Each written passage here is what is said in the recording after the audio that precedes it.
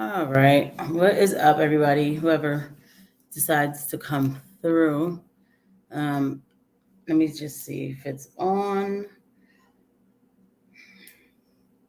Let me just see if it's on. If anybody is coming through. Hold on. Let me make sure that my mic sounds is all right. It does. All right. So um I didn't schedule this live. This is impromptu, and it's spur of the moment. It's sporadic. How's everybody's evening? How's everybody feeling? I hope everybody's doing pretty good. So I'm trying to get my watch hours up, so I figured let me just go ahead and hit the live button while I kind of tape some content. So that's what really this is. But like, people, if you come through, like, you definitely can chat and everything. Like, I'll between each segment we could chat about it, but I'm just gonna pretty much be taping some content. So we're gonna start off with Tucker Carlson apparently dropped a new video. So let's go ahead and get into that.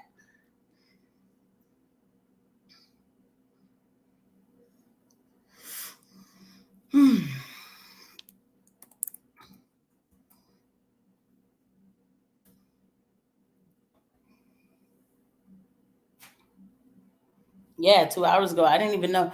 It's hard to keep up with Tucker. Hold on, y'all, because I like to tape it and then put it on the channel. So that's what we're gonna do. So we're gonna watch Tucker's. Okay, so I have to act like I'm taping. Okay, y'all, welcome back to the channel. So Tucker Carlson has just dropped a new hit, and so we're gonna watch it together. We're gonna watch a new episode of Tucker Carlson. This is episode 6. Bobby Kennedy is winning. Oh, all right, let's see what he has to say. Hey, it's Tucker Carlson. There's never been a candidate for president the media hated more than Robert F. Kennedy Jr. You thought that title belonged to Donald Trump. Of course it must, but go check the coverage. Trump got a gentle scalp massage by comparison when he announced. When Trump rolled out his presidential campaign in 2015, the New York Times waited until the 17th paragraph of the story to attack him. But as well known as he is, the paper said at the time, Trump is also widely disliked. And then they cited a poll to back it up. That was the attack on Trump. 8 years later, the Times attacked Bobby Kennedy in the very first sentence of the story. Quote, Robert F. Kennedy Jr., the paper declared, announced a presidential campaign on Wednesday built on relitigating COVID-19 shutdowns and shaking Americans' faith in science. Shaking Americans' faith in science. Imagine if you were an ordinary New York Times subscriber reading that over coffee in your pre-war rent-controlled duplex on Columbus Avenue. You'd think Bobby Kennedy just declared war on the Enlightenment. My fellow Americans, I have come to shake your faith in science. Join me as I drag our nation back to the medieval period. You'd be appalled. CBS News viewers likely were appalled. In its coverage of Kennedy's announcement, CBS denounced the candidate's views as, quote, misleading and dangerous. The LA Times called him a threat to democracy. At the offices of National Public Radio in Washington, a full-blown Category 5 hysteria typhoon broke out. NPR devoted an entire segment to savaging Kennedy, not just as a candidate, but as a human being. NPR described him as someone who, for his own perverse reasons, has made, quote, debunked and false and misleading claims that undermine trust in vaccines, and who, in his spare time, provides moral support to crazed extremists who, quote, rally under the banner of what they call liberty or freedom. People magazine didn't even bother to report a single word of anything Kennedy said at his announcement, and instead wrote an entire story about how his relatives hate him. Kennedy's younger sister, Carrie, the magazine reported solemnly, does not approve of Bobby Jr.'s harmful views. His harmful views! Bobby Kennedy's thoughts alone are evil enough to hurt people. That's been the tone of the media coverage around Bobby Kennedy Jr. for the past 18 years, since July of 2005. That's the moment that Kennedy published a magazine article suggesting there might be a link between the rise in diagnosed autism cases and the ever-expanding schedule of mandatory childhood vaccines. The day that story was published, Kennedy's reporting was considered so solid that 2 outlets ran it simultaneously, Rolling Stone and Salon.com. Unfortunately, neither one of them understood what they were up against. The pharma lobby rolled out the most ferocious public relations campaign in memory, and both publications swiftly caved. Both pulled the story and then disavowed it, groveling as they did. No one in the national media bothered to explain why autism diagnoses had skyrocketed. If it wasn't the vaccines, and maybe it wasn't, then what was it? To this day, there has not been a convincing explanation. Instead, reporters just attack Bobby Kennedy. They've called him a lunatic and a Nazi. Instagram shut down his account. YouTube just last week pulled down a perfectly reasonable interview he did with Jordan Peterson, citing unspecified misinformation, and so on. Kennedy became the most censored famous person in the United States. At this point, most Americans have heard a lot more about Bobby Kennedy Jr. than they've heard from him. He doesn't get many offers to speak from big platforms. But last week, Joe Rogan gave him one. Here's some of what he said. Why do 5 of my 7 kids have allergies? And of course, we know why. Because aluminum adjuvants give you allergies. They're designed to make you, to create a hyperimmune response to foreign particles. And the last category is, the allergic diseases, peanut allergies, food allergies, eczema, which I never knew anybody with eczema when I was a kid. I never, asthma, I knew people with asthma, but it wasn't 1 in every 4 black kids like it is today. So, all of those things. Now, we went from 6% of American having chronic disease. By 1986, we're starting to have the vaccines, and we got and 11.8% of kids now. So it's doubled. Why do 5 of my 7 children have allergies? Now, we don't know the answer, of course, but it's an interesting question. In fact, it's an important question that deserves an adult answer, not that you should hold your breath waiting to get one. Bobby Kennedy asks a lot of questions like that. He notices things. Kennedy pays attention to the world around him, and he wonders why it's changing. He's an outdoorsman, a falconer, and a fly fisherman. He's interested in how nature works. He's curious. Not so long ago, these qualities were considered essential to the practice of science. All scientific discovery comes from observation, empiricism, patient watching. Without the willingness to put aside your pre-assumptions and assess with honesty the things you see and touch and smell, the changes taking place right in front of your face, you can't do science. You can't create art either, or journalism, or theology. You have to be willing to notice the obvious. And when they tell you you're not allowed to notice the obvious, you should be concerned. Imagine you were on a commercial airline flight. The plane is just leveled out at 37,000 feet. You're closing your eyes for a nap. And suddenly you smell smoke. And it's not your imagination. You can see it. It's starting to fill the cabin. All around you, people are hacking and choking. The guy in the next seat has a napkin pressed against his mouth, and he's mumbling what sounds like Psalm 23. Yea, though I walk through the valley of the shadow of death. So clearly the airplane is on fire. But almost unbelievably, no one has said a word about it. Not a single person is acknowledging this is happening. Everyone is silent. So in panic, you yell for the flight attendant. There's smoke in the cabin, you say, as if she hasn't noticed. But she stares at you with hard eyes. Shut up, racist, she replies. That's a dangerous Russian conspiracy theory. Stop spreading misinformation or I'll call TSA and have you arrested when we land. That sounds like a fever dream. But it's also pretty close to the experience of living in the United States at the moment. All around you, things seem to be fraying and getting worse. Your gut tells you there's something very bad going on, and all the evidence suggests that there is. But the people in charge won't acknowledge that. Everything's fine, they scream. Stop noticing.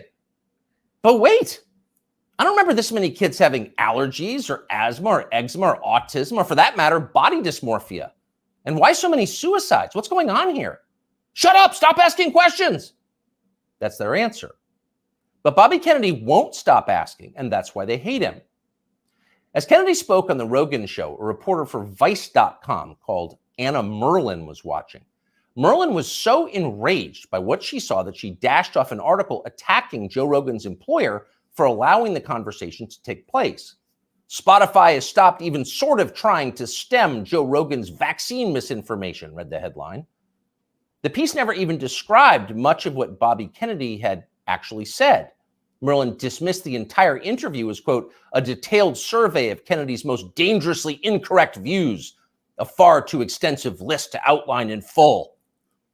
In other words, we here at Vice don't have time to describe all of Bobby Kennedy's lies, but trust us, they were lies. Then Merlin called Spotify to see if she could get the episode censored. Much to her profound frustration, Spotify refused to censor the episode and kept the interview on its website. So she spent the next several days ranting about all of this on Twitter. People were listening to the wrong things, and Anna Merlin was mad about it. So was Peter Hotez. Hotez is a pediatrician from Texas who became moderately famous on MSNBC during the COVID lockdowns as a Biden shill and a vaccine promoter. Hotez read Anna Merlin's piece and then huffily retweeted it. Effectively, why is Bobby Kennedy allowed to talk in public? And that gave Joe Rogan an idea. Why not have Peter Hotez debate Bobby Kennedy on his show? You claim he's wrong. Why don't you explain why he's wrong? That seemed fair. But Hotez wouldn't bite. So Rogan offered to give $100,000 to Hotez's favorite charity if he agreed to come on. Soon others made their own pledges and the pot swelled to over $1 million. But still, Peter Hotez wouldn't come. Instead, he scampered back to MSNBC, where one of the channel's oilier hosts assured him he was doing the right thing by dodging the debate. Arguing with Bobby Kennedy is morally equivalent to debating a Holocaust denier, the host said. No decent person would do that.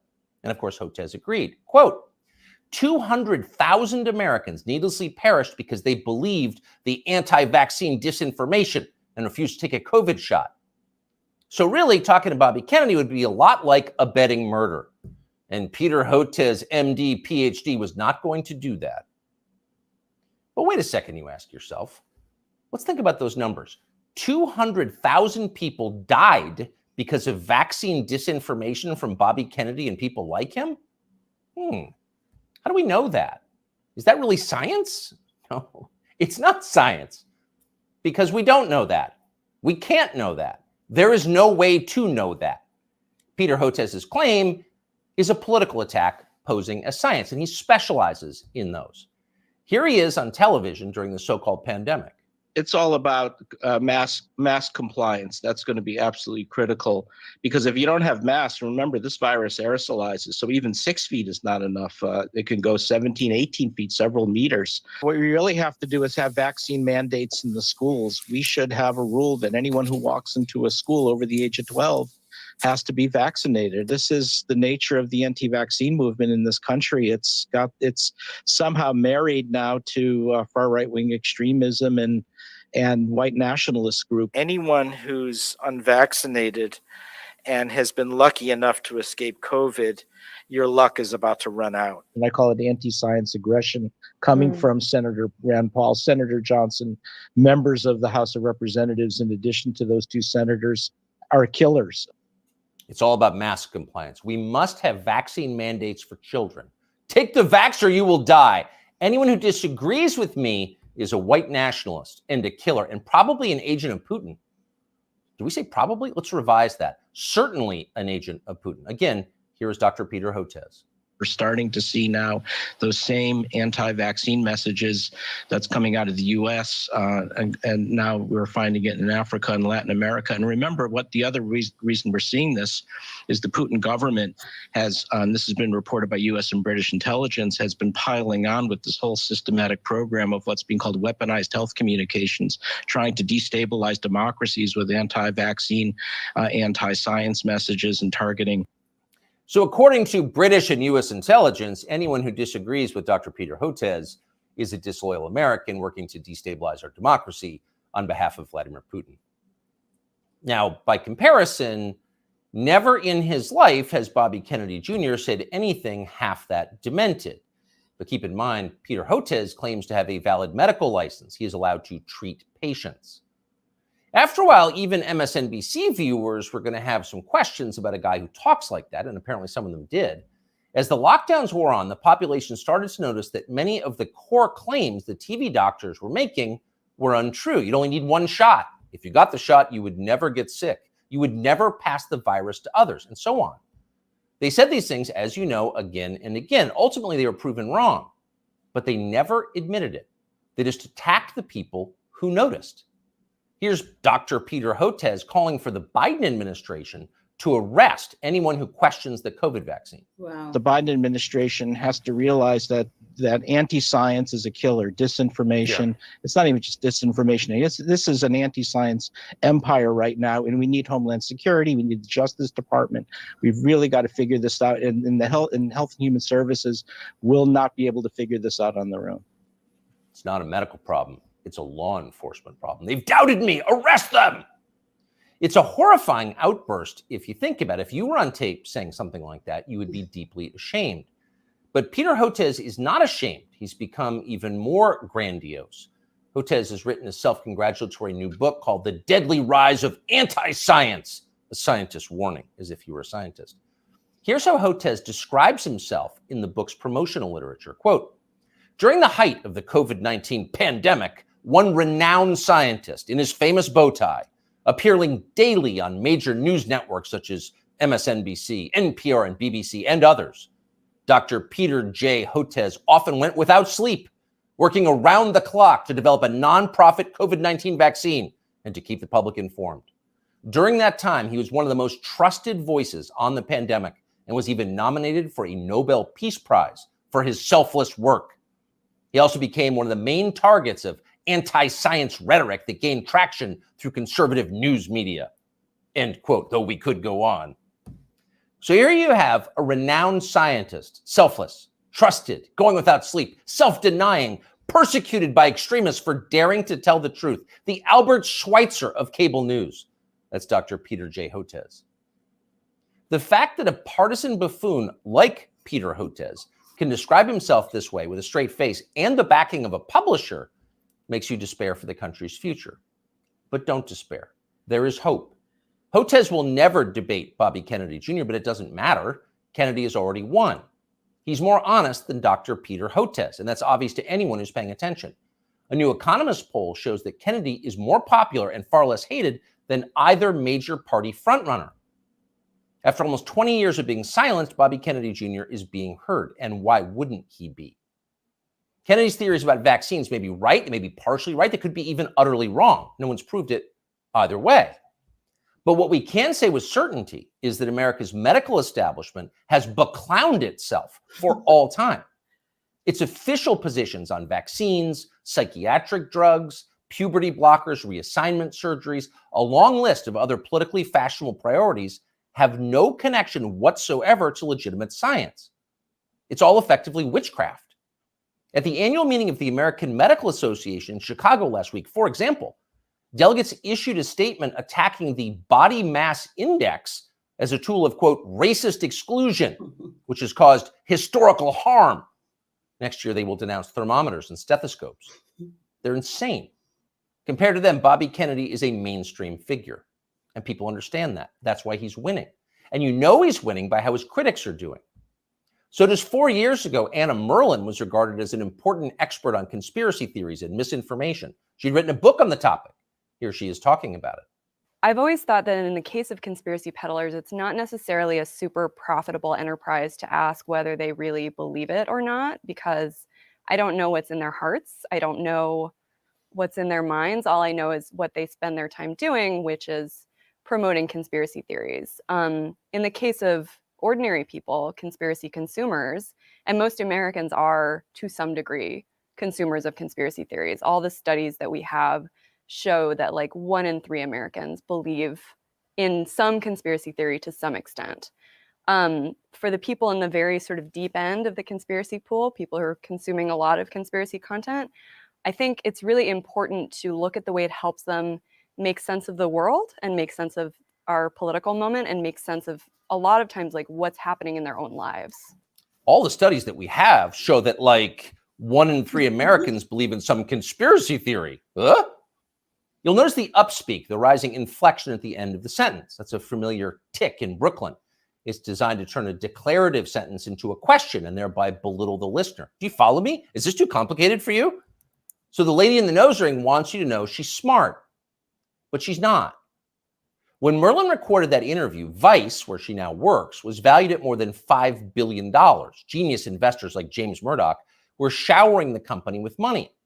Everyone wanted in on the future of media, which was uptalkers like Anna Merlan lecturing you about racism and misinformation. But that has changed. Last month, Vice filed for bankruptcy. Anna Merlan is still on Twitter screeching about how her critics are transphobic, but nobody cares. Nobody wants to hear from Anna Merlan anymore. The gatekeepers are transparently ridiculous. Everyone can see that. People have started to notice. Hey, shout out to Tucker Carlson always for bringing us the information. So let me just recap a couple of things to say. First of all, like, look at Peter Hotez. Peter Hotez eats like junk all the time, does not take vitamins, does not work out, and he knows better, right? And I'm not gonna be, it's not that I'm judging him for being a person who doesn't take care of his body, because of course I could do better, but he's a person who doesn't take care of his body, who's telling you that you should go to jail if you don't do what he says for you to do with your body. And that's where the anger comes in for me. That's where I get so frustrated with this whole industry that I cannot wait to get out of it. Seriously, I can't.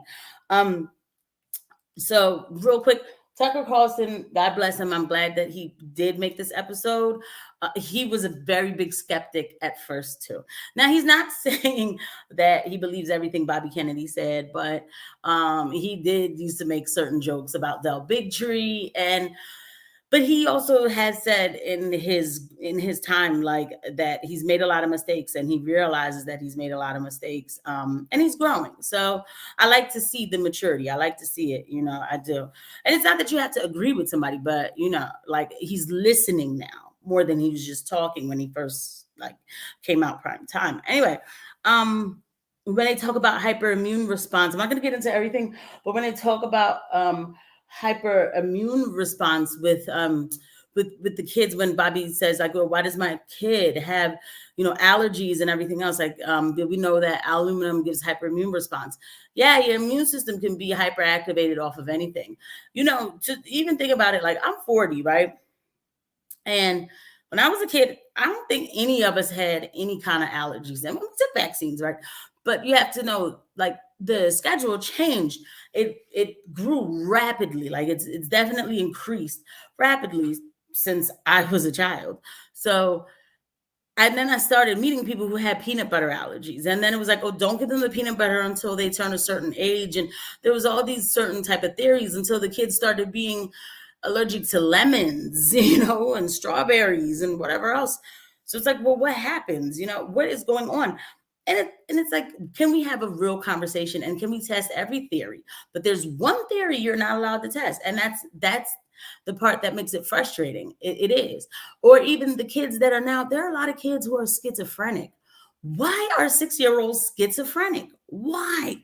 But again, there's one theory you're not even allowed to look over at it, and that's the problem. Everything else, we can tell you that Tylenol even gives you a side effect, but we can never say that a vaccine could possibly give you a side effect without being demonized for it. So it's really crazy. But anyway, it just, and vaccine discussion was like the first type of censorship that I ever saw. I couldn't believe what this country was doing when they started to censor certain posts that I would make on Instagram. This was back in 2017. I was like, what is this? What is this? And then so they lied about COVID numbers. He goes into that. And then, wow. So I didn't know that if you question science, if you question their science, that you are a Putin soldier. Like, that's what these people are trying to tell you, that you're a Putin soldier or something. Like, what does that even mean? What does that mean? So there's that. And then, it's anything. And then they hate Russia so much that, like, everything bad has to come out of Russia. Like, oh my God. And just everything that he's saying. And then, like, listen to how he's talking. Oh, we're gonna need the DOJ. We're gonna need we're gonna need the military for people who don't want to get jabbed up. So let me end off with this. Okay, let me just say this. I can't, number one, wait till I get out of the medical industrial complex. God knows my heart. I'm grateful for a career, but this type of you must think this way behavior, this type of like one speak, one talk, I can't. It's not a part of me. I've never been able to do it. But on a bigger note, there will be a day where none of us will be able to be on the internet, even Joe Rogan. So it is up to people to take in the information that they get now. It's not about believing everything, but hold on to this much. Always hold on to the truth. Always hold on to the fact that you are supposed to question things. You can question everything. It doesn't matter. Somebody told me during COVID, well, who do you think you are to question Dr. Fauci? I said, first of all, I am trained to question doctors. That's number one. But even if I wasn't a nurse, even if you work at Walmart, wherever, it doesn't matter. You are a person. You have the right to ask questions, and never forget that. So the day that when it comes, when they've taken over all of this, you stand firm and ask questions, okay? Because you deserve the truth, no matter how inconvenient it is. All right, so that's the first segment. We just finished up. Let me see. Junior was going off like crazy eyes. Yeah, that lady was great. Bow tie. Let me see.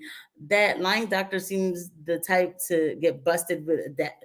Okay, you know what? Okay, don't he look like that? Like, he looked like that type. Oh my God. I so see it. Like, it is written all over his face. And Peter Hotez, like, you can tell he's like total, I don't want to say nerd because I like nerds, I do. I like geeks. I do. But he's like an insecure little boy. And so for him, because when the pandemic started, he was saying, like, I don't think that we should make this kind of jab because it's not safe. Because a cold virus, by the way, is a coronavirus. So he was saying, like, to make this jab, there's a lot of people who's already had plenty of colds. So it's kind of unsafe. And whoever got in touch with him, Dr. Fauci probably was like, get it together. You either on the team or I will take everything from you. And then he got on the team and he became the big man on campus and the ego took over, and now if you think about questioning him, you are public enemy number one and you need to be removed from society. Yeah, right. So that's the Tucker segment. So what I'm doing with this live is this is like behind the scenes taping. So you'll see, like, I'll make it sound like a segment because what I'm gonna do is I'm gonna chop it up and then put it out. But I was like, let me go live and do this because it's good for the watch hours, because I didn't know anything about YouTube when I first started doing this. And I didn't know, like, you need a certain amount of watch hours if you want to like be monetized and everything. So now I'm like, oh, damn, I thought I only needed 1,000 subs. I'm like, oh shoot, I need watch hours too. Like, oh, okay, all right. We're gonna get this. We're gonna do this. All right. So, all right. Let me see, Junior, what you said. It's like, I like nerds too if they're smart nerds, but a lot of people today are fake nerds. Oh, absolutely. So, like, yeah, when I say nerds, I don't mean like nerds who are like, oh, look at this, and I know all the studies. I mean like my homies who like geek out on Lord of the Rings, but like are really smart, like with tech stuff. You know what I mean? Like that kind of nerd. Like I love those kind of, like, those are my homies, So yeah, like genuine people. So so let's see, what else am I going to do for the live? Because I bookmarked a bunch of stuff. Let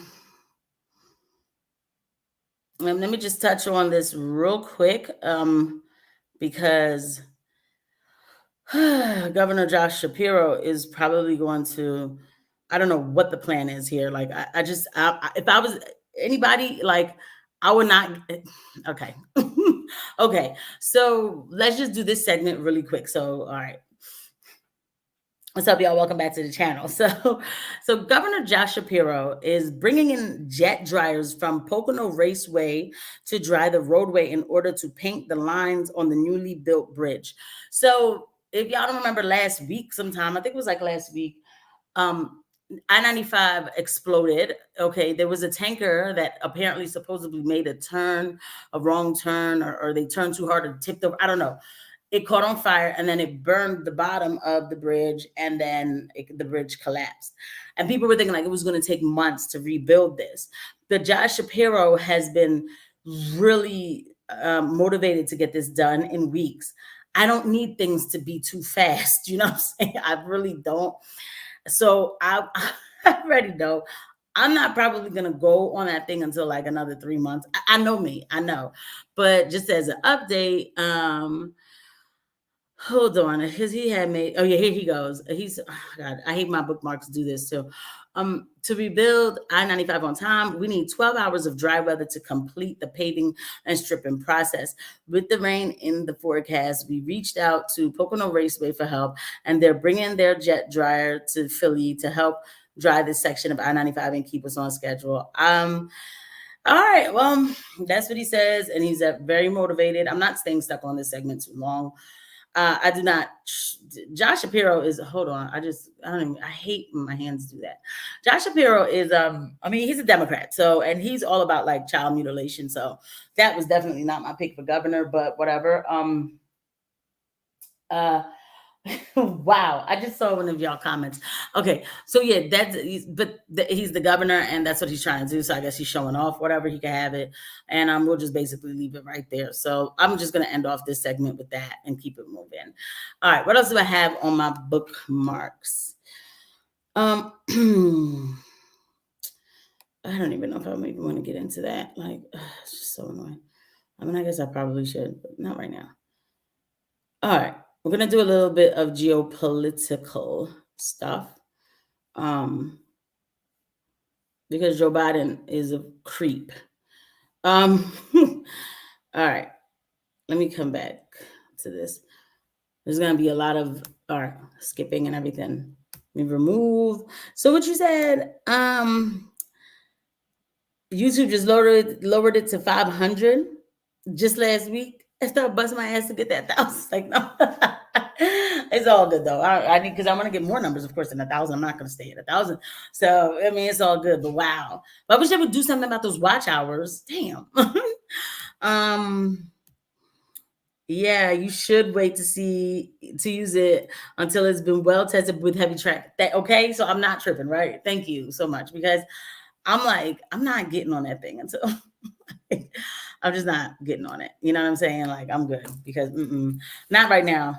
I will eventually. Sorry, we did Tucker Carlson. So, all right. So to start this segment, you know, on this channel, we do talk about geopolitical affairs, and we keep it very real on this channel. So I have been saying on this channel for a while, since last year, that we were going to see escalations with China. China was going to be on the news a lot more. Now, I had called this some time back in, I think, September, and they weren't on the news like that. And then all of a sudden, they've been on the news. They're on the news. I called it, and they've been on the news. So I'd like to say that I was first with this information, you know, but that's why I'm getting the platform. You know, I'm trying to grow the platform. So when I'm first with information, people will know, like, oh, Casey knew that first, right? Okay. But here's the thing about China. A lot of people, a lot of like conservatives for sure, they have this thought like, oh, we have to just beat China for GP. And it doesn't go like that in geopolitical affairs. It doesn't. There's a lot of lies that are told to us. And once you start uncovering them and you start realizing that the American establishment, not the citizens, but the establishment, has been disrespecting the spaces of other countries, then you start to ask questions like, well, wait a minute now, but which came first, the chicken or the egg, right? So let's go ahead and go into this. And I'll speak more to that point, because this is a touchy subject, because it's so easy not to like China, you know, but here's the thing. When Anthony Blinken, matter of fact, let me start with that first. So bear with me, because it's going to cut off. I knew it was going to do that. It's like my bookmarks cannot help but reset. And I don't want to edit too much. I just want to chop it up and put it out. So y'all are getting the raw deal. And I have a lot of things that I bookmarked. But all right, Anthony Blinken, this is when he went to China. One China policy. That on Taiwan, I reiterated the longstanding U.S. One China policy. That policy has not changed. It's guided by the Taiwan Relations Act, the 3 joint communiques, the 6 assurances. We do not support Taiwan independence. We remain opposed to any unilateral changes to the status quo by either side. We continue to expect the peaceful resolution of cross-strait differences. All right. So this comment made by Anthony Blinken, first of all, Anthony Blinken, I do not like this rat at all, but in this moment, he is right to say what he's saying. Okay. Republicans, right wingers, if you will, they have this notion that if America accepts the one China policy, that effectively makes us turn our backs on Taiwan and then we look weak. No, that's not the truth. The fact is, we already accepted the one China policy back in, I think, like 1970 something with President Nixon. Like, this has already been declared. And I spoke about that on one of these episodes that I made about China. So if America said, even if it's up to a certain point, like I believe that it's for a span of like maybe 50 years, we accept that one China policy or something like that. But the point is that the time is not up yet for us to question it, which still, again, why does it matter to America that much, you know? But anyway, so if you already have paperwork declaring, yes, we respect the one China policy, why is it a question now? Why is it that I have to hear certain pundits, right? When pundits like, oh, because China's going to invade Taiwan and then we're going to have to do something about that. Why? We already accepted the one China policy and we already, like, why do we need to get involved? We already extended out into Ukraine anyway, right? So, and that's not again, that's not a position of weakness. It is simply that we accepted it. But like I was saying last year, this administration has been egging on China. But Anthony Blinken, for 2 seconds, tried to be a diplomat because he understands. I don't know what he understands, but I guess he's realizing, I don't know. China's taken over because this administration is so focused on Ukraine. China has a chance to take over and be a global dominant force. It's just that simple because we're focused on other things. So now they're taking over what we should be doing. They are doing peace deals in the Middle East, everything, right? And what are we doing? We're paying attention to Ukraine. And so not only that, if you want to look at this headline, we're just going to look at the headline. Sanctioning China in a Taiwan crisis could put $3 trillion of global trade at risk. Okay. A new report from the Atlantic Council found that sanctions on China and Taiwan in a Taiwan crisis could risk as much as $3 trillion in a global trade and in global trade and flows. China's economy is 10 times the size of Russia's and the world's largest trader. Okay? Large-scale sanctions against China would likely harm every party involved. It would not harm China. I want to make that very clear because the sanctions were supposed to harm Russia and they didn't. Okay, their economy is rising back up. They're pretty much where they were when the war started, and they are increasing. They are doing trade deals with other countries in the East, mostly, you know, and Europe still uses Russian oil because Russian oil, they just simply trade it to India. India drops a couple of their oil in it, and then they say, okay, we're not getting Russian oil. Like, that's still Russian oil, right? So the sanctions did nothing to Putin, but they raised the inflation in other countries, especially in Europe. Europe is really feeling the inflation. And here in America, like, we have inflation and our gas prices did increase. At one point they skyrocketed, and I don't know what's leveling it out, but it's not anything good. Just know that it's not anything good. So you think if Russia's economy can handle a sanction, you don't think China's economy? Please, they would be just fine. We probably would make them even stronger if we start to sanction China. All right, now, and this is the reality of the situation. It's not about, oh, what are you scared of China? Dog, we do not even have a military. Okay, so I don't know what I'm supposed to. If I don't have gloves, how am I going to fight? Right? All right. So, so after Anthony Blinken goes, because he knows that they've been doing a bit much with China and aggressing the situation, he goes and he, says all that. Well, Joe Biden the next day decides, like, I'm just gonna call out. Here we go. This is okay. So wait a minute. Sorry.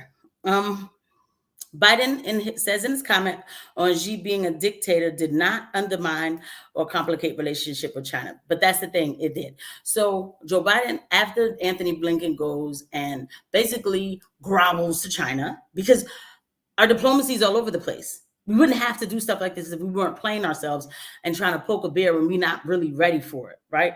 So after he does all that, Joe Biden calls him a dictator. And so this is right now the MSNBC trying to explain why Joe Biden did that. Okay. And Mike, let's pull back the curtain a little bit and explain how these fundraisers work, because one person can go in, a pooler, to take notes, one or another, but no cameras, no audio that we can play, and they have a transcript of it. And he's speaking. It's the West Coast. It's late at night. He's done 4 of these, plus that meeting on artificial intelligence earlier in the day. So he said, I just don't want it to reset. I hate when it does that. A very busy schedule. And this is how he, Barack Obama, Hillary Clinton at these events sometimes say things. Clinton with deplorables, Obama talked about guns out there in San Francisco, get themselves in trouble because they become more relaxed when you don't see a camera platform. Yeah, so he became more relaxed. Already the corporate press is already making excuses for Joe Biden, okay? And then I think the U.S. president has called a Chinese leader a dictator. Did those comments about President Xi undermine or complicate the progress your administration has made in maintaining a relationship with China? Okay, so you heard what she just asked him, a long question. All right, let's see how he answers. And secondly, on India, as you raise these broader issues of human rights and democracy, what is your message to those, including some members of your own party, who say that your administration is overlooking the targeting of religious minorities and crackdown on dissent in Prime Minister Modi's country? The answer to your first question is no. When we're talking to our allies and partners. Sorry, it's going to reset and I don't want it to. Around the world, including India, we let the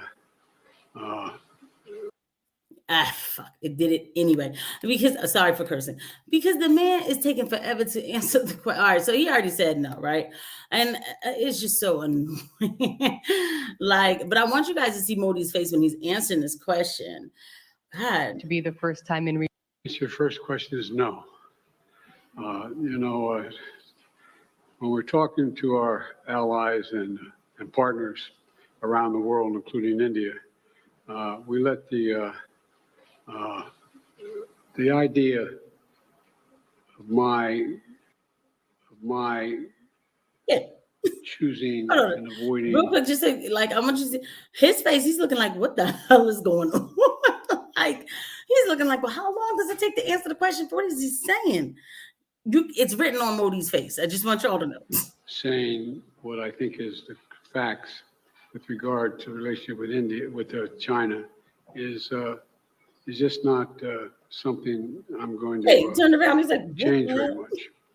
I think I believe that, and I've said this for some time, that the hysteria about the relationship with China is collapsing and moving, et cetera, et cetera.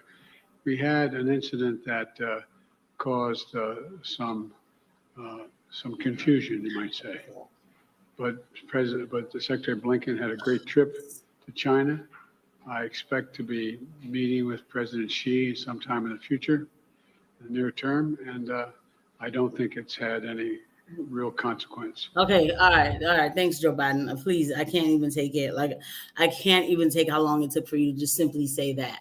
Number one, it did have consequences. Here's the problem. So what happened was Joe Biden was at a fundraiser. He was at a fundraiser, and then at the fundraiser, he got braggadocious, and saying yeah, because she's a dictator, but that he was just mad because I shot down his balloon and he was embarrassed, basically saying stuff like that. Because Corn Pop was a bad dude or whatever the hell type of talk that he does. So, yeah, after Blinken is over there begging, because he only got 35 minutes with Xi Jinping, okay? And Xi Jinping, when he meets with Putin or somebody else, I'm pretty sure it's more than 35 minutes. I think he even gave Macron way more time than that.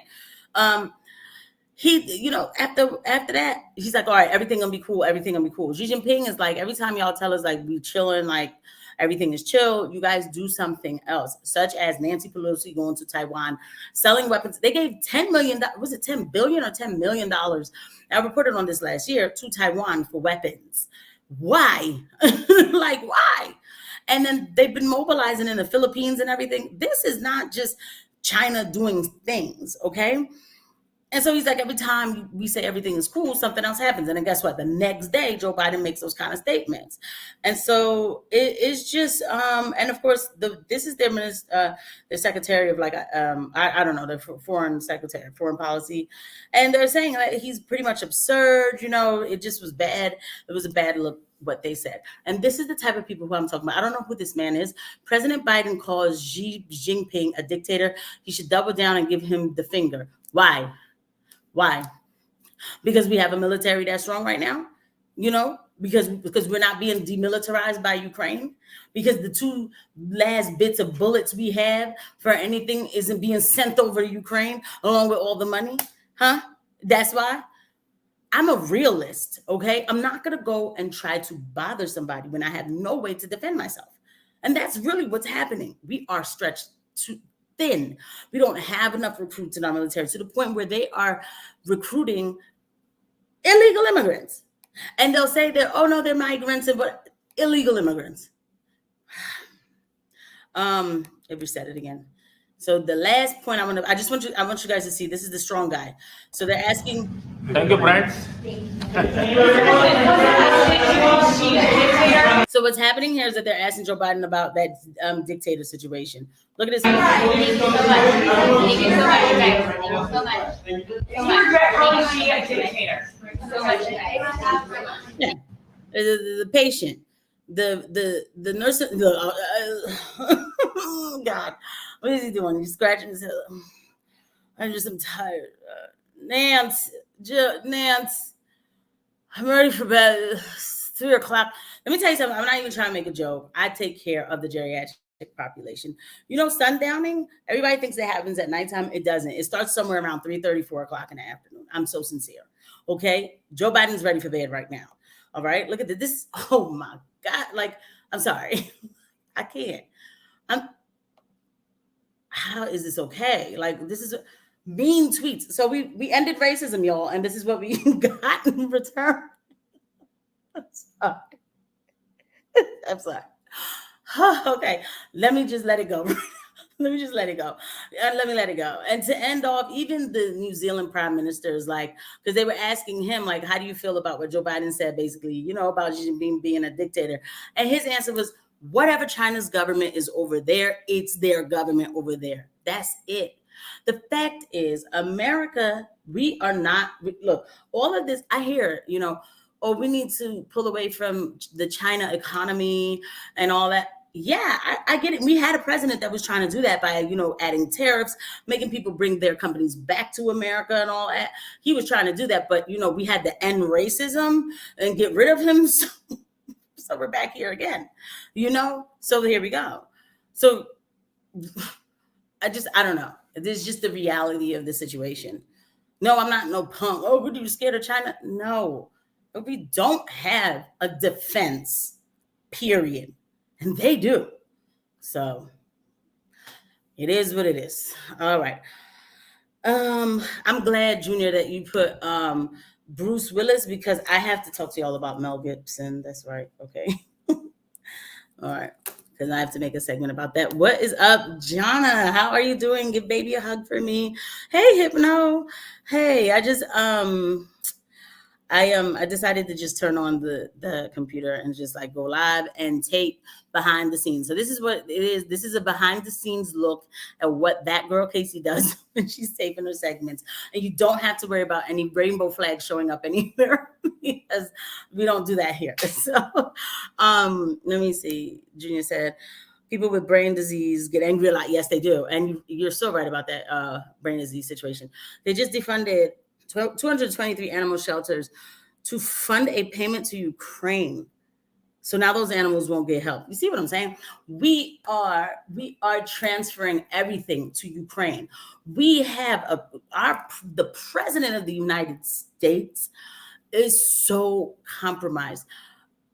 It is treason, the transfer of wealth that's happening in this country right now. I talk about it constantly because every time I go to the market and I get 2 bags worth of stuff and it's cost me $80, 2 bags for $80, right? And I'm not at Whole Foods where I can understand that's happening. I'm at the regular Giant. I thank God that I'm able to buy it, but I know that most of it is going in Joe Biden's pocket. Yes, because the more money that they print to send to Ukraine, allegedly, in my opinion, it goes right back into the pockets of the Biden administration, allegedly, in my opinion, and his son. Like, all right, y'all. Let's go ahead and we are going to talk about, should I talk about Hunter? I can't even take it about talking about Hunter Biden because I don't know if I really want to be this mad. Let me see something real quick because this has to do with Ukraine. This one is not going to take too long.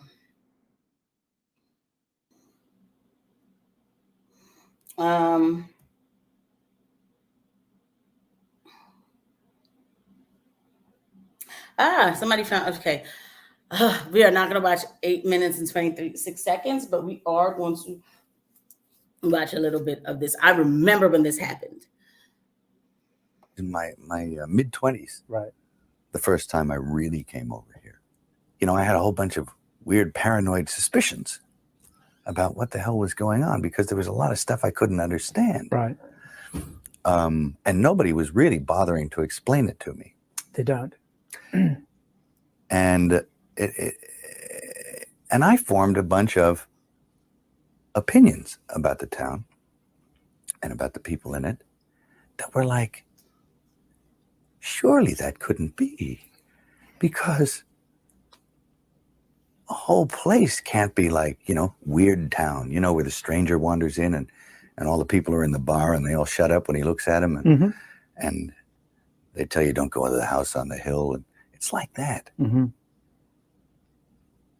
then you go away and you think, no, I was wrong. I mean, that's insane thinking. I'm paranoid. I imagined that stuff. That couldn't be the reason for why so-and-so was acting like, could it? And then you find out later on the track that you are exactly on track with a lot of this stuff. Not specifically on track, but that you could, that some of your worst nightmares were real at the time. And you think, it does rip your life to pieces. Does it? If you'll let it. Yeah. And it's always pounding at the walls. It's these little guys, these little heathens with no soul downstairs with horns on their head with a battering ram trying to like beat your walls in. Yeah. Let me see what else he said. I'm gonna skip it to the end. Oh crap.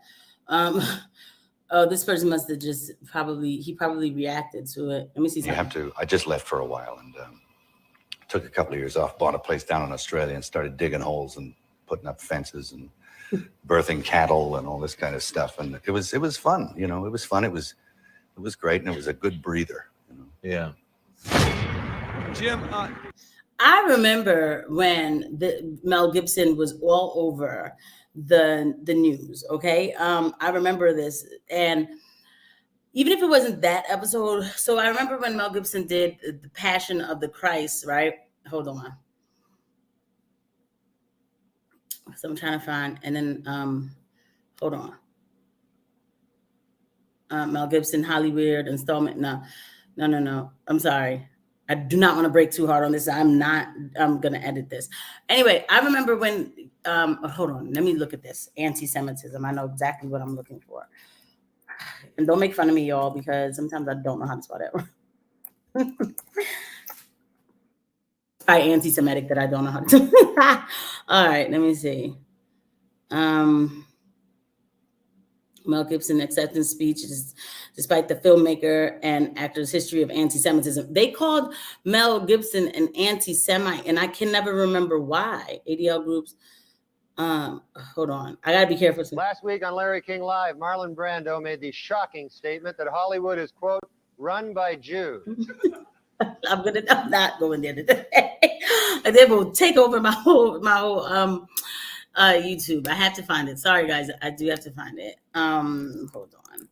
They will shut down my whole like up. She did. There she goes. There she goes. All right. Now. anti-Semitism. Right? All right. Let me share to this tab instead. God.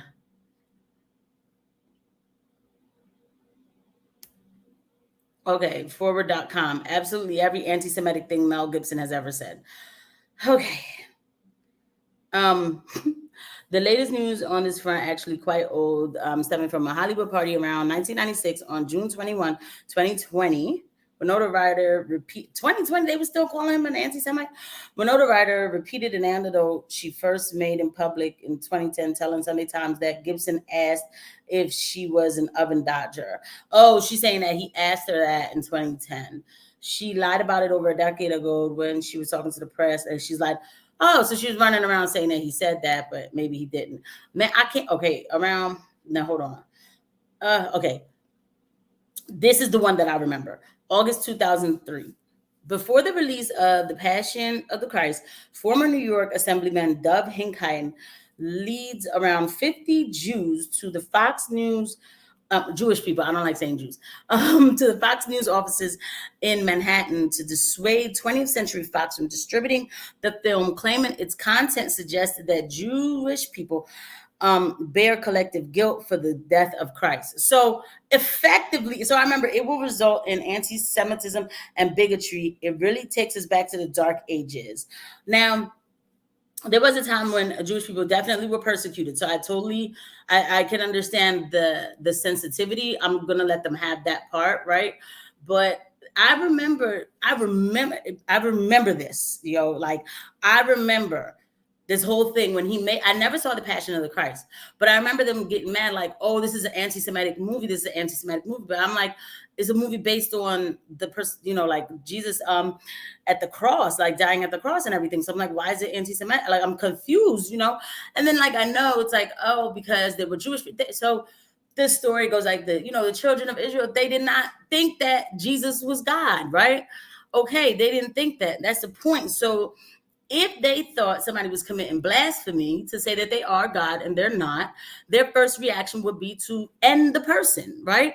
So that's not really even anti-Semitic, but it's in the Bible. So I don't, you know what I mean? Like, it's in the Bible. So effectively, I remember thinking like, well, what are they saying? The Bible's anti-Semitic? I remember being totally confused about it. Well, then Mel Gibson fell off the face of the earth or something. Like, I didn't see him for a long time.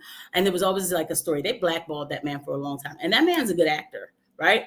And I'm not, like, I'm just telling the story, but now he has this other thing where his publicist is trying to say that he's not a part of it, but he's probably just trying to save Mel Gibson's life.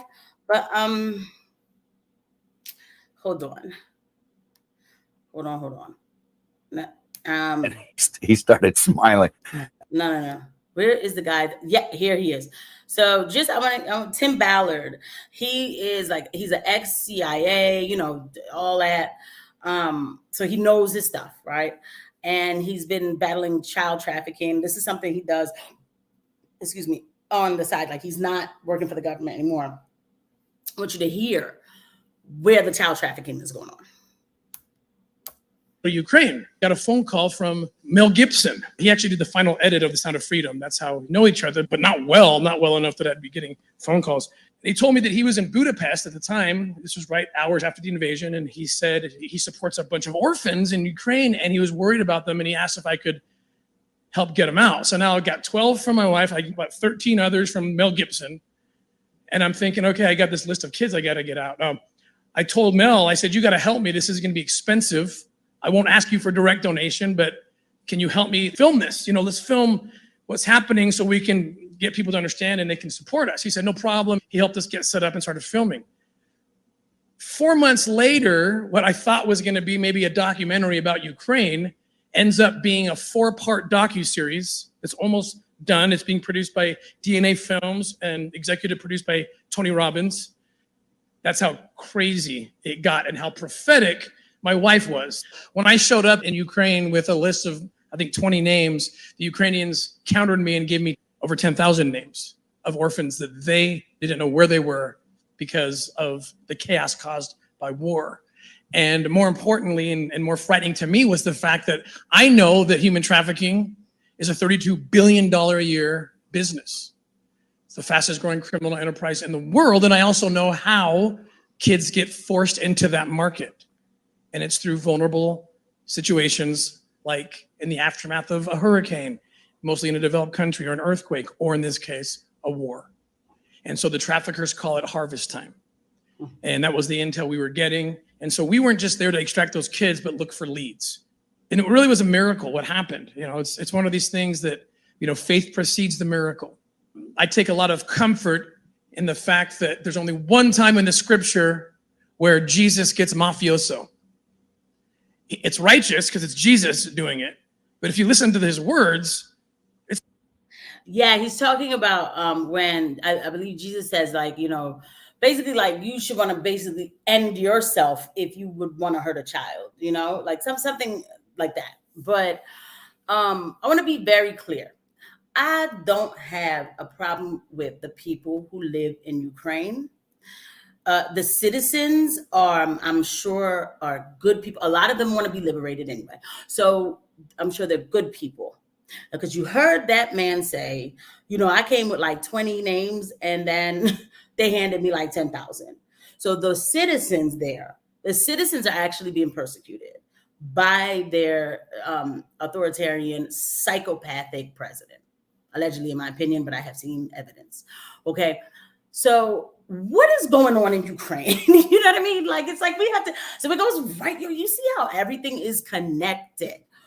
We have a president who can't stop sniffing the hairs of children. You know, they can't stop. Like he is visually inappropriate with kids. I'll leave it there. We know that it is a $34 billion industry. We know that Ukraine gets funded by our tax dollars. Everything that's going wrong in our country, we're paying for it, by the way.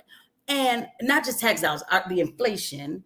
And then you have to hear, again, something like this is happening in Ukraine. When I started covering this Russia war, I remember I ran into a clip, this was months ago, where there was a Russian soldier saying he went into the house and what he saw was happening to children in the house. He couldn't believe his eyes, and it almost like made him like go nuts, you know, like he couldn't process it. And I said, I'm not going to report that because I can't corroborate it. So I didn't report it. And then, you know, however many months later, there's a 4-part documentary coming out. It's not necessarily about Ukraine only, but it's about child trafficking. But there must be some huge hub over there. Our southern border is a hub now too, allegedly in my opinion, but we know that it is. Okay? It's a hub over there. Jesus.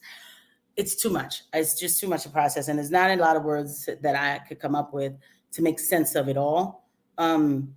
Because I can't make sense of it all. I can't.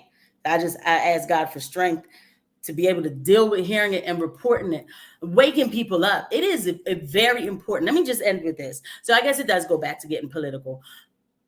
Donald Trump is getting exhausted, but I need him back as president. That man had a program called Project Talon that was getting these people at the border who was trying to traffic these children. As soon as Joe Biden came in, he ended that program. Okay. So this is too much. America doesn't stand for this. This is not what America stands for.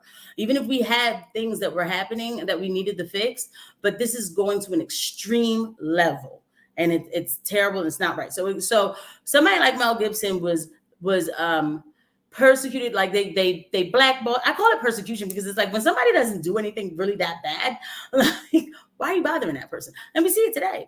But for what? For starting to tell the truth. You're not allowed to tell our truths, you know? Crazy. But that's what's going on. So that's the end of that segment. Let me just see something real quick, what y'all saying in the Chizat. What y'all said, I bet Hunter Biden is, yeah, you know? He gets to do it. It's just too much. Junior says, I believe him. You're talking about Mel Gibson. I'm a stand-up comedian. Oh, okay, cool. And most comedians are dirty, nasty backstabbers with many twisted backs. Wait a minute. Like, I can't. But because Mel called. So that's what, there was something with a cop. And then, so they said that he made an anti-Semitic remark to the cop. And so that's what he called the cop. You see what I'm saying? It's just too much. What is up, Copa? Thank you for coming through, and thank you for telling people to smash the like button. I really appreciate that. Jesus never had a girlfriend, wore a dress, and hung out with the guys in dresses. Interesting. Yeah, I hate that. I know where you're going with that. You are a comedian, so I'll let you have it. The Passion of the Christ is literally a blend of all four gospels. So basically, they're calling the four gospels anti-Semitic. Yeah, but you know, this is of course not a collective thing, but everybody needs to provide their own not-alls. Like I have to provide my own not-alls as a Black woman when I see silly stuff happening. So people have to provide their own not-alls. The fact is, I have been told by a Jewish person that, like, you know, because I was Christian, they said to me, your religion is based on anti-Semitism. And I was like, my religion is based on God. Okay, like, come on, man, don't come at me like that. You know what I mean? Like, don't come at me like that, man. I ain't got no problem with anybody, but you will not tell me that that's what my religion is based on. You, how vain. My religion is based on the Lord. It's just crazy, right? Oh man, it's just funny though. It is. Some of it's just funny. You have fringe people in everywhere, you know. That's absolutely heartbreaking that people steal a kid to put them in. Okay, isn't it? Isn't it though? Yes, and like Coco said, smash the like button. Thank you guys. Kids are like crack for pervert. Yep. Very inappropriate with children. Trump offers security. The Democrats offer race baiting. That's not cool. Oh yeah, you know it. You know it. Trump is a threat. Trump is a threat. I don't know. Trump is a threat. But he's getting tired too. He is getting annoyed. And I feel bad. All right, guys. And speaking of children, so we're I'm going to do another segment. I'm going to be on here for probably like another 20 minutes. It's always children, right? I'm trying to see if I can look up Lupron on here. I just like to use Twitter. A lot of times you can't get information on regular Google. I've looked up things on Google, and it wasn't until I got to the 6th page I found what I was looking for. They definitely curtail the search engine now for safety, what they call safety, total censorship. Here we go. Why don't we just hear what this little girl has to say? 3 more Lupron injections. If she's not going to talk, I'm going to turn this off. I don't need any type of copyrights. Then I'll be with T for the rest of my life. Who's with T? And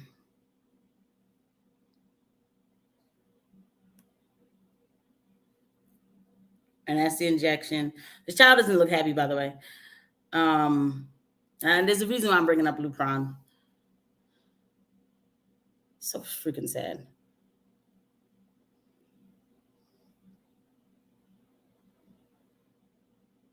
Terrible. So, okay, young girl shows her Lupron puberty blocker and testosterone injections. She says she'll be on T for the rest of her life after 3 more Lupron shots. I never knew one girl as a child say they were in the wrong body. This is a social influence and medically assisted self-harm. Yes, and I have to believe that there's also chemicals that go into making children like this, because the children are so kids nowadays are so psychologically disturbed. They're anxious. They have, you know, I've heard of, we have psych units for like 3-year-olds. Like, what is going on, right? There's a lot of chemicals and a lot of things that and there's particular chemicals in one thing that we just start giving the children the minute they come out. And the brain is a very sensitive, fragile organ. As powerful as it is, it controls everything. When the baby comes out, that baby is learning how to blink. You understand me? Like they're learning the brain is learning how to compute, to do all that. And then they start to pump these babies full of certain jabs that, you know, we could at least wait until they're a little older to give it to them. But now the brain has to fight off something because that's how your immune system works. Once you put something in it, your body, it has to fight something off, and then you kind of mess with the, you know what I mean? Like you get in the way of the developmental. That doesn't mean that everybody's going to get hurt or anything like that. That's not what I'm saying. It's just a discussion that we're not allowed to have. Amazing. So let's see. Doctor says that Lupron is basically called chemical castration and describes its effect on a person. Yet hospitals are using. All right. So let's listen to what this doctor has to say. I wanted to make this episode on Lupron because there is an aspect to this drug that nobody talks about, but maybe he'll get into it. Interesting. I'm right up where the whole cascade of our hormones begins for me too. You guys will too. You all know about Lupron. Lupron, this is a drug that they put people on. It's a shot. It's an injection you get about every 3 months. It's basically called the chemical castration, and it knocks out. I knew that was going to happen. This is because this guy's really going into it. He's doing a good job. I knew that was going to happen. Like, I hate stuff like that. Like, oh God, such a hating behind. All right, let's try this again. Lupron, this is a drug that they put people on. It's a shot. It's an injection you get about every 3 months. It's basically called the chemical castration, and it knocks out. Amazing. Right up where the whole cascade of our hormones begins for me too. You guys, 0 testosterone, 0 estrogen. You all know about Lupron. Lupron, this is a drug that they put people on. It's a shot. It's an injection you get about every 3 months. This is a drug that they put people at about every 3 months. It's basically. Never mind. So this isn't working. So all right, Lupron. So I'll do it myself, right? Like, it's, oh God. It's just so annoying because he was about to break it down. And I'm going to have to edit this now. Hold on.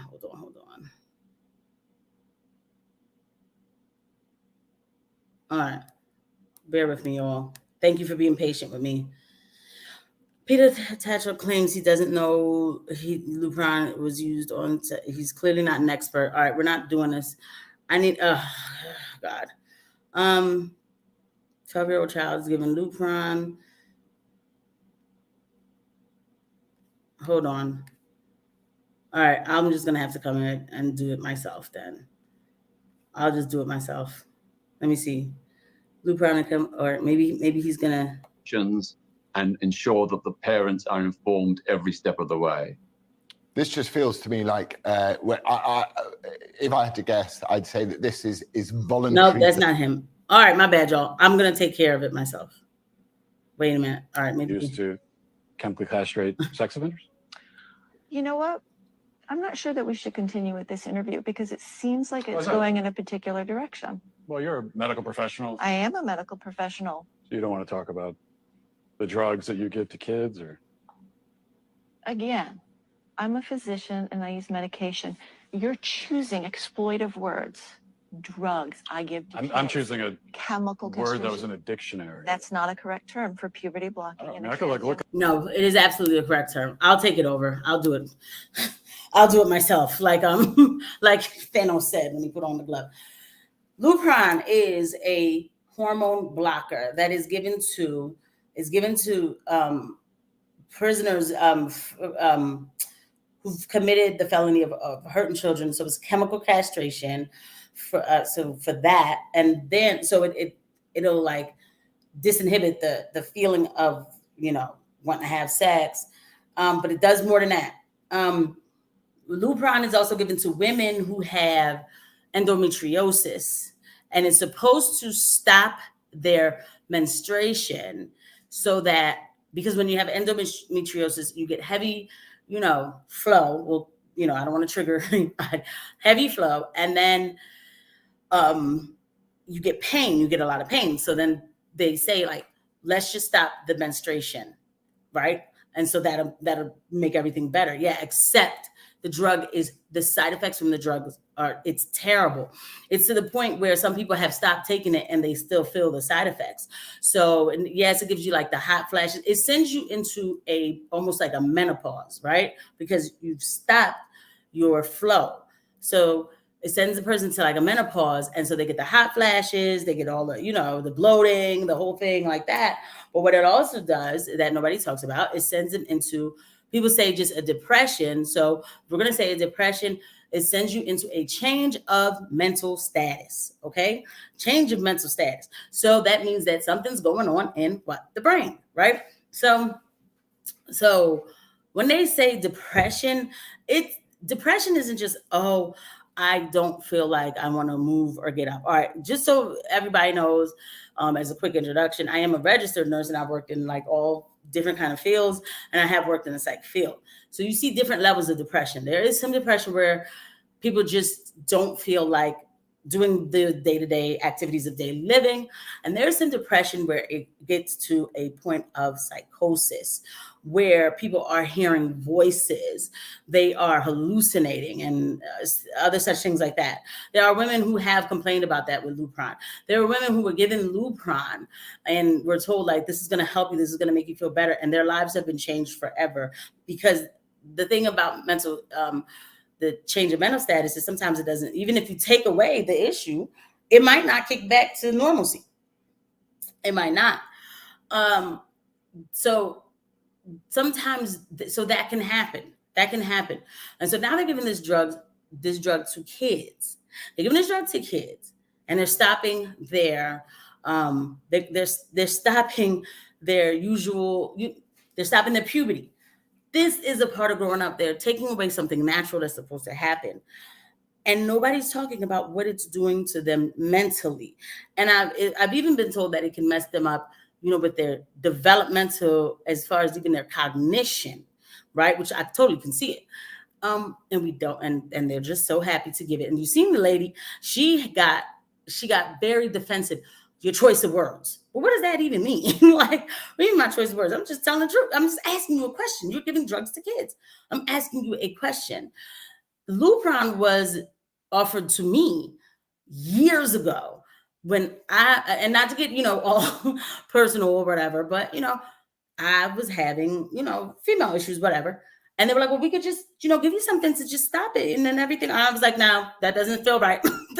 And I was like, they were like trying to convince me. And at that point, I wasn't even a nurse yet. I think I was like 21. And they were like, no, it's not. I was like, nope, doesn't feel right. I need to be able to be routine, And they were like, no, a person doesn't have to have that.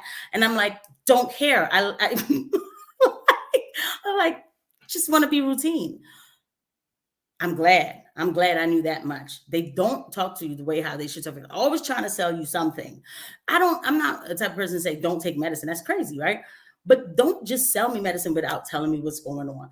And so now you have a bunch of kids walking around who swear, like, look, what is going on here? By Airlie Anderson to you. This book is banned in some parts of the country. Once upon a time, there were two kinds, this and that. These and those. One or the other until. Honk. What kind are you? I'm both. You can't be both. You must be neither. I'm neither? Why don't you find somewhere else? You're not one of us. You're neither. Neither. Neither. Neither.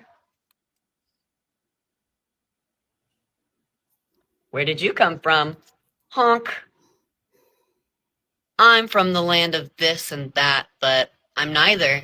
So I'm looking for somewhere else to fit in. This isn't somewhere else, but you will fit in here. Where is here?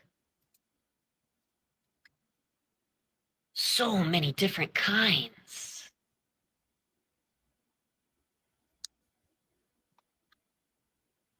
Come play with us. But I'm different from everyone here. I'm neither red, nor orange, nor yellow, nor blue. Exactly.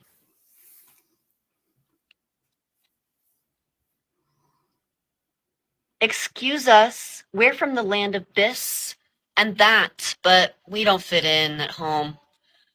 We're looking for somewhere else. But you said I was neither. You said I should go somewhere else. Well, this isn't somewhere else. This is the land of all, and everyone fits in here. Once upon a time, there were many kinds. This and that, somewhat and whatnot. Either, very, sort of, just, rather, a little, neither, and both. And all were welcome. Child, what they do to kids is just criminal, bro. Like, it is absolutely criminal. There's just no other word for. I don't even like. It is like a crime to humanity. This person's saying, wonderful metaphor. Now, this person's being sarcastic. Wonderful metaphor to read to kids. I bet the Lupron manufacturer enjoys the free advertisement, because the person, I think they like wrote the book or whatever. They probably fund that book. If you're implying to kids, they need to totally reshape their body and identity. If they're not the walking embodiment of a sex stereotype, you're a volunteer farmer rep. Lovely. So you see this child here, and I have to answer to this kid. I'm not sure. I think that's a boy, right? Like, so I think that's a boy. And this child probably was on a puberty blocker. So sometimes you can't tell while they're growing up, because when the kids are young, they are kind of a little androgynous, like a pass for both. So when you put them on the blocker, they kind of stay that way. Even when they get older, if you ever look at I Am Jazz, Jazz has a very childish look, very childish look. It's actually weird. But children at this age want to be accepted. Adolescents always feel weird about themselves. Okay, I'm sure there's some, exceptions to the rules, right? And so this child clearly probably got made fun of or something when they were growing up. I've been through it. We've been through it. And they want acceptance. I get it. It is not easy. It's not. And then when you are growing up, like when you are going through puberty, you question things. Like my voice. I remember when I was younger, I was like, oh, don't sound like a girl. I used to be annoyed about that. I used to be so freaked out about that, but at the end of the day, it was but it never crossed my mind to think that, like, well, maybe I'm a boy. Never, because I didn't know that was an option. Thank God. Not saying that I would have went that route. My parents would have probably beat me if I would have came with that story. But anyway, I never came with that as an option. I didn't know that was an option. So I wouldn't think to say something like that. But the point is, but now they tell these kids, oh, you feel weird, but maybe you're the other gender. Body dysmorphia can grow from a child very easily, because you're comparing yourself to other kids. So you might not feel comfortable with your body. Now, like I said to one of my friends, I said, I don't think this is really gender dysmorphia more than it is body dysmorphia. Remember before in the 90s when the ladies were anorexic and they would be skin and bones throwing up and everything, and that was like a big thing, and they would tell you, like, I'm big, I'm fat, I need to lose the weight, right? You don't hear that anymore. It's morphed into this. But the difference with this is everybody gets praised and glorified for now. That child thinks that everything is going to be okay. Like, yay, I can be this, that, or other. Your body doesn't work like that, dear. It doesn't. And the reality will kick in. It will kick in at some point. And you will realize that you've made a decision that you did not understand, or an adult made it for you because they wanted to get attention, So, and that's the crime. It's reversible, but it's reversible. It is not reversible. It's not reversible. I did a video with a detransitioner, and he was a 30-year-old male, and he looked and still sound like a girl, even after, quote, detransitioning. It is not reversible. It's not. And we are breeding a society of lost and confused and medically ill people. And that is a crime to humanity.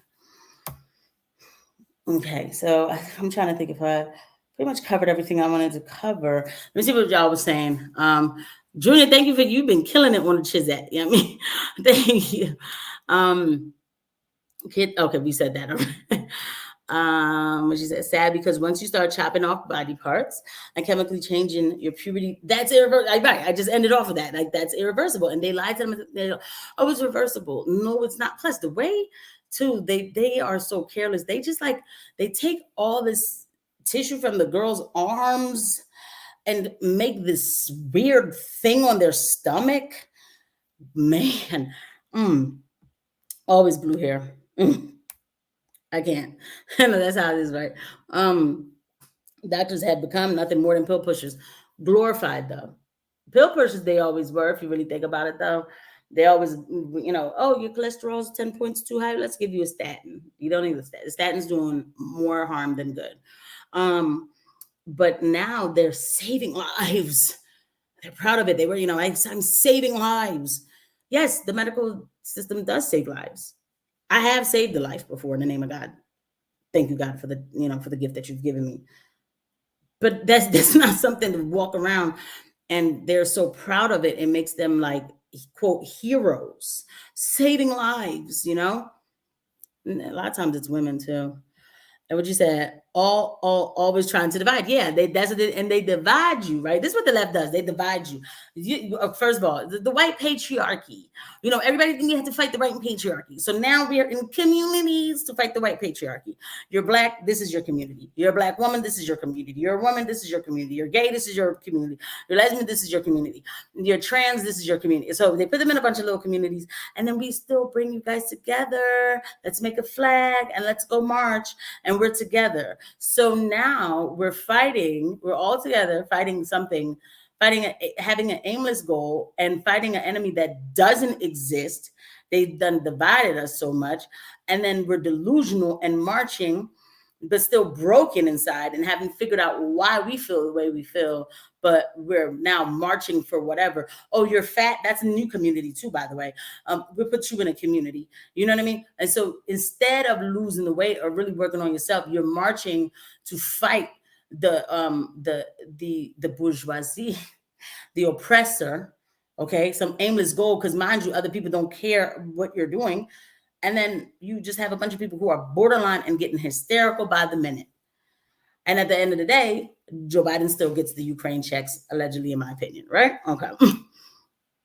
Yeah, I was confused. I think it was the puberty blockers that was making it like that. Those are some serious man hands. I know. I think it was a boy, though. I do think it was a boy. My coworker's like 5'2", but thinks he can play professional basketball. Maybe he can. I don't know, but that is kind of short. I don't think they've ever been that short on a basketball team. All right, so let me think. I think we hit everything. The Hunter Biden thing, I do have some stuff on that, but I have to put it together appropriately before I really do that. Let me do this one on Trump, because you know what? This is going to go, I want to address this because this is going to go all over the place, and people are going to be like, oh, Trump, he's not going with the flow anymore. Like, oh, shut up. Actually, a couple things I want to, so real quick, this is going to be a fast segment. Current revolt, actually, I'm not sure. No, let me see first what they're going to do with that. But Steve Crowder is basically telling people he's telling people, since I can't have privacy with my divorce and people are lying about me, come to the divorce hearing. So all I have is the truth. And so Current Revolt actually went and they covered some of the divorce stuff, and people were like, oh my God, like you couldn't do anything else. And he was like, they were like, you don't think this is bad? And he was like, yeah, I did think it was bad, but he asked people to come. So I'm going to go. So I get it. I get it. This is a question asked to Donald Trump by Seb Gorka. And I understand. All right. So are you satisfied on that point, Mr. President, that the GOP, the RNC, Ronna Romney, McDaniel, the various state legislatures are doing enough to secure the election and to ballot harvest where possible? Yeah. I can tell you they're working very hard, but it's not just ballot harvesting because, they say, oh, well, we'll get as many votes as them and all that. They create their own ballots. Yeah. They put in ballots. You had Detroit and different places where they had more ballots than they had voters. So they cheat. So, I say to people, they cheat. Sir, we would never do that. We're Republicans. We're Americans. But the fact is, these people are horrible, disgusting cheaters. They don't want voter ID. How can you not want voter ID? Who doesn't? You have to give an ID card no matter what you do. If you're driving a car, if you're buying groceries, no matter what you do, they have an ID, except if you vote. They don't want you to have. The only reason they don't want that is because they cheat. So I can tell you, they're all working very hard. I even tell people, you don't have to help me at all. I have all the votes we need. We have so many votes. We have a landslide. So that was very, I don't know who put this clip together. Never back down. Shocking. Trump dismisses the need for Republicans to ballot harvest in 2024, saying, you don't have to help me at all. I have all the votes we need. Trump learned nothing from 2020, has no plan to win 2024. That was very misleading to cut it off right at the end when he says that. What you hear is a man who is frustrated. Oh, I should know. I should have known why they said that. Never back down. Supporting Ron DeSantis for president because he is the future and never backs down. Like, okay, Ron is not being, persecuted by the DOJ, by everybody. Okay. When he says that, I have all the votes we need. I know. I can imagine. He's exhausted. I can imagine that. He had all the votes he needed in 2020. That's the point. And if I could have heard the rest of this interview, the point makes sense. I had all the votes already before, and these people cheated. Now they're coming out and saying that the Dominion is very compromised in Georgia. And it's very compromised, and they're not going to be able to get it fixed before 2024. You hear that? They're already letting you know. Okay, now hold on. I'm not telling you to let go. The man has a lot going. He needs to take a break. For real, to be honest, Trump needs to get away from all the interviews. You can't run like this. Every day you wake up, you're stressed out. They're trying to put you in jail. You have to worry about an election, all the cheating and everything. What happened to you before, you've actually never had some therapy about it. When you looked and you thought you were winning by a landslide and you woke up the next morning and you were confused and heartbroken, or maybe that was my story. Excuse me, but he hasn't had time to decompress from everything. And if I knew him, I would tell him like, yo, take a month away, go away for a month. Like, you can't really go away too far, but get off the get off the cameras for a month. You'll be fine. You'll be fine. People aren't going to forget about you. Just take some time out to yourself, because now he's answering the question. And I get what he's saying, because Republicans are saying we're going to ballot harvest, which, yes, I still think we should ballot harvest. But their thing is still, we're just going to get our people to vote early. No, you still have to influence people and persuade people to switch up and go from Democrat to Republican. Okay, but not just to harvest the ballot. You have to do it early enough where you've got somebody who registered now as a Republican, and then you harvest that ballot. It's not just, I'm already registered Republican. So to come to me and say, we're going to harvest your ballot, like, I don't understand why it's so hard to understand that point, because it is frustrating. So to come tell me like, we're going to harvest your ballot, right? Well, okay, but I was already voting for the man anyway, rather even if I mail it in now or if I walk over to the voting machine, right? Okay, we still have to persuade people. Like, I'm talking to people in the community and telling them, Joe Biden, you're not going to be like, go to the market and then think of Joe Biden. Okay. Like, I feel like that's all you have to say at this point to people, that they still have to do that. They still have to earn people's trust, earn people's, actually, they still have to actually do the work and persuade people and then harvest that ballot. Because if you go around just getting the regular Republican, you haven't changed anything. And the man's exhausted. He's exhausted. And sometimes I listen to some of the ways these Republicans talk, and I'm like, oh man, I'm not really focused, man. Like, you're not focused at all. Even if you're on Ron DeSantis's team, you still should be persuading people, even more so than persuade people to vote Republican, register them, right? Look at me giving up the tape for Ron DeSantis. You register them, you flip them Republican, and then they can vote in the primary. But the point is to flip people Republican first and then harvest that ballot. It's not just ballot harvest, like he said. So it's exhausting. I can't imagine what it is. All you wanted to do was run for the country. You just wanted to run for president, and they have been coming for that man since the day he came down the escalator. Okay, like insane. But Let me see. Junior, I want Trump to get that sweet payback that he's so. Thank you. And that's a good position to take. I don't understand the people who say things like, oh, he's done. We're done with him. I can understand that it could be a lot, but you have to think about the principle of everything, it's just crazy. We need to cheat. Those are new rules of the game. Yep. It's not cheating and both sides are doing it. You're right. Definitely ballot harvest, but we have to persuade people. We have to go to nursing homes. Okay. And, I'm almost afraid to say this on this live because somebody else, I don't know, Democrat hearing this, right? There are so many people at nursing homes that, you persuade them. You know what I mean? You have to think of these niche places to go to and get people. And it has to be so much to a landslide where this time around, if we woke up and heard Joe Biden won, where at least 80% of the country, Black, white, Spanish, Asian, gay, straight, whatever, will get up and be like, now, wait a second. Now, I know I ain't vote for him last time, but I did vote for him this time. What you mean, Joe Biden? Where everybody would be like, so when we going to the Capitol? All right, I'm leaving right there. So, Ronnie the Rat DeSantis is so liked by that's what I'm telling you, man. I was in a space. I'm going to talk about that. It's just true. Some people get off by working hard. Trump likes to work hard because it's not stressful to him. Is what he does by nature. I see what you're saying. I mean, I get it, but it's just, this is so unprecedented. That's a good question. If I had to make a prediction now, who do I think would be the next president? In a free and fair election, it would be Donald Trump, for sure. In a free and fair election, it definitely would. I know brothers right now who like, yo, man, as soon as I get the chance, I'm hitting that big T. Like, I already talked to people who are ready to get Donald Trump back, But, man, here's what I need. I'm going to keep it real. What I need is, if Donald Trump doesn't win, I need to know that we put in work so much that everybody's going to get angry. I don't know how far that gets me on YouTube by saying that, but that's the truth.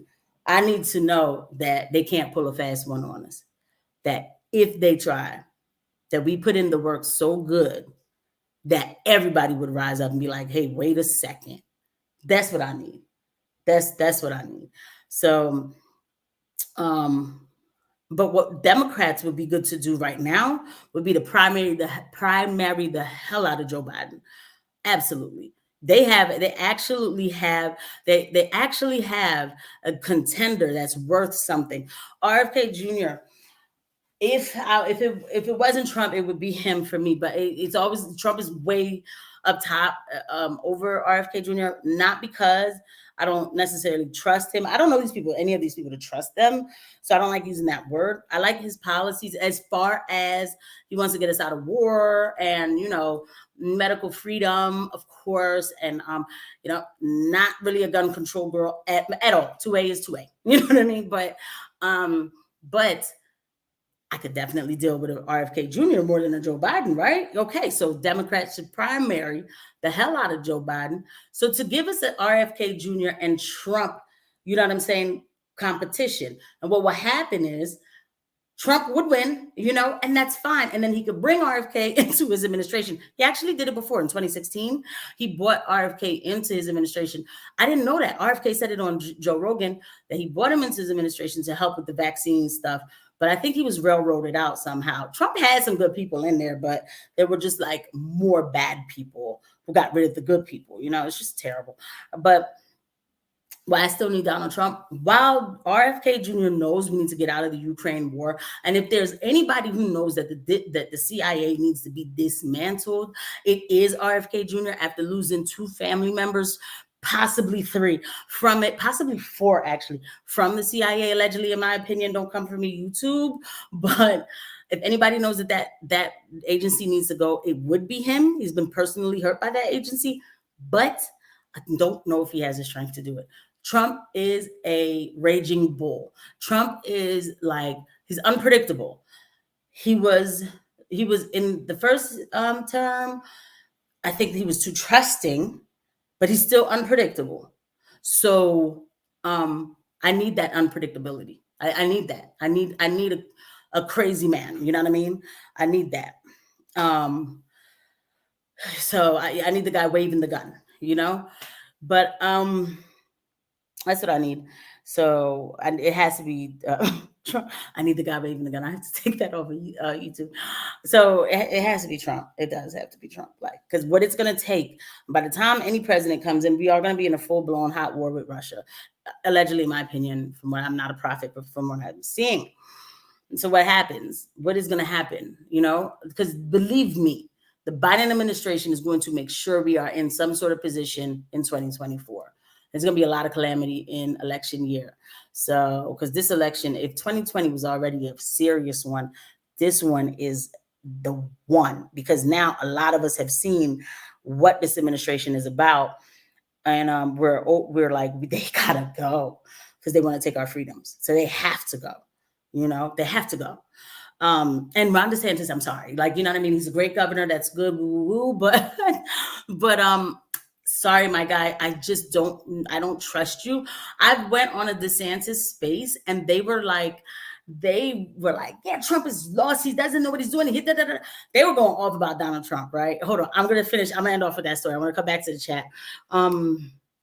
Yeah. Oh, thank you for saying, yes, you are so correct. Yeah. Like that's what I needed to be. You know what I mean? That's really the reality, is that we have to put in the work where he wins by a landslide, and it can be done. People have won by landslides before, so that when they come back and tell us that he didn't win, most of the country gets up and says, we have a problem. And this would be a good look. How about a Trump RFK 2024 ticket and you get both voter blocks? Yeah, that would be good. If RFK doesn't, win the primary, I don't know if Trump would do it. I mean, that would just be so different. I think it would be great. And then they probably would take them both out. Can you imagine them two partnering up? The Kennedys. Oh my God. I'm actually looking into the Kennedys more and more, man. They must have been a very intimidating family, but for positivity in some fashion. That's why they tried to erase as many of them as they could, which is crazy. But I have to look into more of that before I start talking about that. But that would be decent. I hope whoever Trump picks as his vice president, I would love an RFK. But for me, the one who I really want to be his vice president is Rand Paul. Yes, Rand Paul. I would say Matt Gaetz. He's still probably a little young. Rand Paul. Rand Paul can't stand any of them. When you see him speaking, like, he just has his face like, oh, I don't want the government in my speech. And like he is the government, right? And he says it like that. He's like, I don't want the government in my speech. I'm just like, oh, this guy's awesome. So yeah, I would love a Trump Rand Paul take. Oof, that's fire. That's fire to me. It excites me. It does. But I was on this space. I'm going to end this off, you know what I mean? And then I'm going to go ahead and go. I was on a Ron DeSantis space with a bunch of Ron DeSantis lovers, and they were coming for Donald Trump. They were very nice people. And they were talking about some of his supporters. Like Laura Loomer does do the most on Twitter. Sometimes I'm like, she just does the most, and it doesn't look good for the Trump team. But they were saying, like, Trump is done, and he didn't do anything when he was here the 4 years. And I'm over here looking like, how can we be struggling in this Joe Biden administration and you tell me Trump didn't do anything? So why do I feel the pain now? But whatever.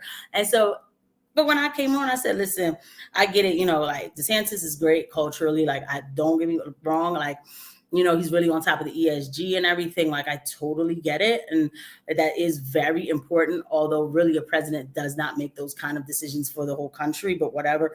Anyway, but I said, I need to know that foreign policy. Like, I need to know. Donald Trump hated NATO. Ron DeSantis does not hate NATO. I want the guy who hates NATO. I do. We are putting way too much money into NATO. For what? For what? To crusade LGBT all around the world? Why? But anyway, I was telling, and then I had to like check them. Like, they were like, oh, he ain't getting nothing done. I'm like, well, he was only there for like a month before they got rid of General Mike Flynn. I mean, let's be honest. By the time I was done, they were very nice. And they said, well, you were like the best Trump supporter we've ever seen. I mean, you make sense with a lot of stuff you said. And then they brought up the documents real quick. They're like, but they subpoenaed the documents. He should have gave the documents up. He was dumb for that, whatever. And I said, listen, let me tell you something, all right? Presidential Act. That's his documents. It's his documents. Okay. And I'm going to keep it real with you. I'm not giving them up. Okay. I'm not giving them up. They're like, yeah, but they were subpoenaed. I was like, I don't care. I said, I don't know what that man saw. Okay, with the little bit that we know, and I said, and we all can agree with this, because if y'all believe in DeSantis so much, and you think that he's going to fight all of this, they're going to come for him too, right? So the little bit that we know about our government is not even scratching the surface. That man laid eyes on something, and guess what? He probably was like, "I'm not giving that up," okay? And guess what? I wouldn't have gave it up either. I'm sorry, I wouldn't. They were like, "Yeah, I see what you mean. Yeah.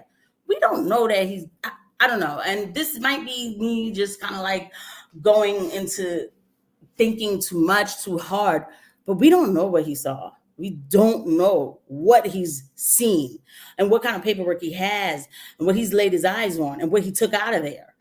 And all of this persecution, he might be doing this. And like, I don't want to say he's sacrificing himself for us, but he's sacrificing himself for what he believes in. I will say that. So, because they're coming for him, but they will come for us the same way too. So you don't have to like him, but it's just the principle, don't have to like him. Some people are so TDS that you'll never convince them. Jesus couldn't change their minds. I could convince a few. I told the host, I was like, but I'm going to come back though. I was like, because I'm going to change him mind. Because that's how I am. Like, I like a challenge. Because I feel like if you come to people in a calm way, but then you bring the facts, they forget. They purposely are forgetting a lot of things. I'm like, no, hey, wait a second. Because they were like, oh, James Comey was able to go in there and get Michael Flynn. That's because Trump's administration was so disorganized. That's why he was able to do it. And da-da-da. And I'm like, yeah, okay, let's calm down. He was only in there for a month. I don't think it was necessary. It was disorganized. He never was a politician. He probably didn't know that you're supposed to have certain things in place before somebody comes and talks to a national security. But I wouldn't know. I'm a nurse and then I become a president. I wouldn't know anything. I would make a lot of mistakes, right? So sometimes you got to tell, just hold on. You might have forgot this, but I'm going to remind you. So, but that's it, y'all. Thank you for coming to the behind the scenes. I'm going to parse these out and put them out tomorrow. Thank you so much, guys. I had a blast. Junior, you were so much fun. Thank you for coming through to the live.